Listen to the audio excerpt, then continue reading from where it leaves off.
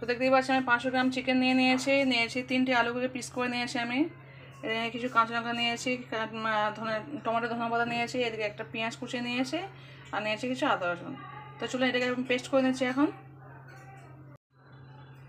তো আজকে আমার এই উপকরণ দেখতে পাচ্ছেন।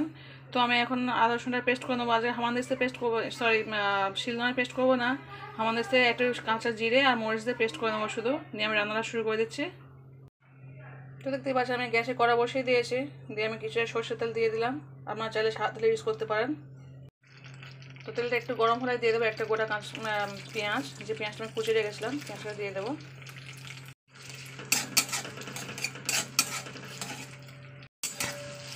পেঁয়াজটা একটু ভাজা ভাজা করে নিতে হবে।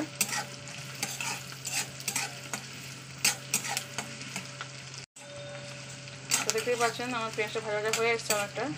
তো এই পর্যায়ে আমি দিয়ে দেবো আলু টুকরোগুলোকে,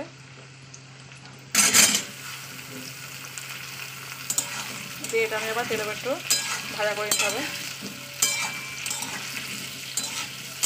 2-3 মিনিট একটু আমি ভাজা করে নেবো। তো দেখতেই পাচ্ছেন আমার 2-3 মিনিট ভাজা হয়ে গেছে। তো আমি এর উপরে এবার দিয়ে দেবো মাংসের টুকরোগুলোকে, দিয়ে এটাকেও আবার আমি ভাজা ভাজা করে নিতে হবে। বেশিক্ষণ না, 2-3 মিনিটই ভাজবো।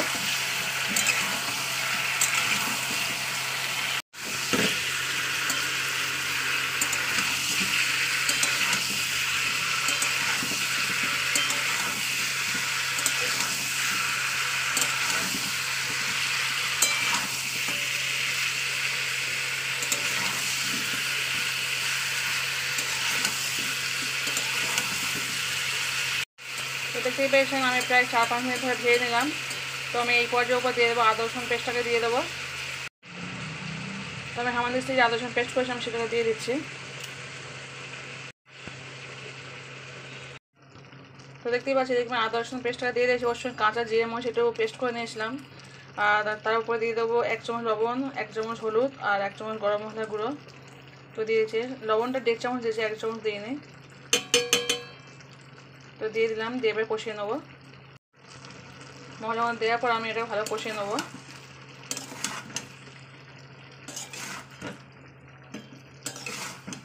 আমার ছেলে লেগ পিসটা খায়, লেগ পিসটা খুব ভালোবাসে, তার জন্য ওর মাংস আনলেই মোটামুটি ওর জন্য একটা লেগ পিস আনতেই হবে।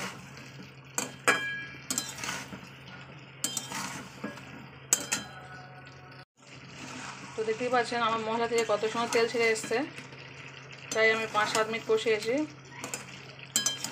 তো কষানো হয়ে গেলে আমি এর উপর আমি দিয়ে দেবো যে টমেটো গোটা কুচিয়েছিলাম না, সেই টমেটোটা দিয়ে দেবো। দিয়ে দিলাম টমেটো কুচিটা। আমি যেহেতু কাঁচা লঙ্কা গুঁড়ো লঙ্কা খাই না, তাই আমি গুঁড়ো লঙ্কা দিই না, তাই আমার রান্নাটা না একটু সাদা মতো হয়। তো আপনারা চাইলে গুঁড়ো লঙ্কা ইউজ করতে পারেন, কাশ্মীরি লঙ্কা দিলে হয়, বাট আমার কাশ্মীরি লঙ্কা আমার হাজব্যান্ড করে পছন্দ করে না, বলে না ঘরোয়া খাবার ঘরোয়া মতোই করবো। ওগুলো হয়তো বাড়িতে কেউ আসতে তখন তুমি করলে ঠিক আছে, কিন্তু ঘরোয়া খাবার সাদাই হোক, কিন্তু ওই কাশ্মীরি লঙ্কা এমনিতে লঙ্কা করে খাওয়াই হয় না আমার ছেলেদের জন্য। আমি কিন্তু লঙ্কা খেতে খুব ভালোবাসি, আমি ঝাল খেতে কিন্তু প্রচণ্ড ভালোবাসি, কিন্তু আমার বাচ্চাদের জন্য আমার করা হয় না, স্যাক্রিফাইস করতে হয়, কী করবো। আমার সেই বড়ো ছেলে হয়েছে সেখান থেকে আমার ঝাল খাওয়া উঠে গেছে, মানে আমি যখন পার্সোনাল কিছু করে খাই তখন আমি ঝাল ঝাল করে খেয়ে নিই। আর ওই কাঁচা লঙ্কা দিয়ে দিই তরকারিতে, তো ওই কাঁচা লঙ্কা আমি একটু তাও এখন দেখতেই পাচ্ছেন কষানোর সময় কিন্তু আমি দিতে পারছি না, কাঁচা লঙ্কাটা গলে গেলে ঝাল হয়ে যাবে তরকারিতে, একদম ছোলে আমি কাঁচা লঙ্কাটা ফেলে দিই।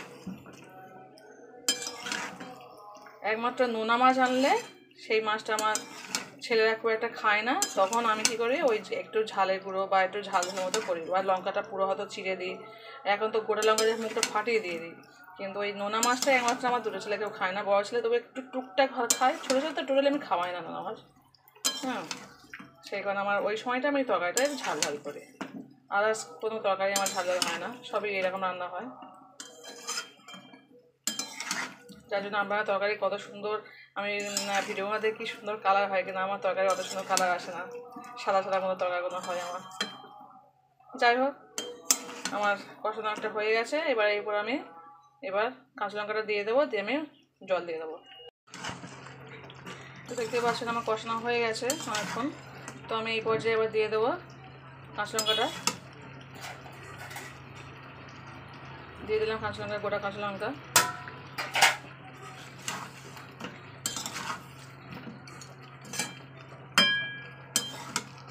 এবার আমি দিয়ে দেবো গরম জল। তো আমি এই পর্যায়ে উপর দিয়ে দিচ্ছি গরম জল। আমি জলটা কিন্তু গরম জল গরম জল দিলে না তরকারির টেস্টটা একটু অন্যরকম হয়ে যায়।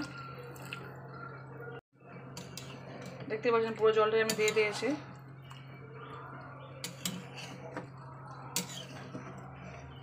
এটা খুব কষা ড্রাই কষা হবে না, এটা একটু ঝোল ঝোল মতোই হবে। তো আমি এরপর এবার আমি ধনেপাতাটা দিয়ে দেবো। সরি, একটা জিনিস তো ভুলে গেছিলাম, আমি যে কলজিটা রেখেছিলাম না, এটা আমি ঝোলেই দিই। তো আমি এবার দিয়ে দিলাম এটাকে।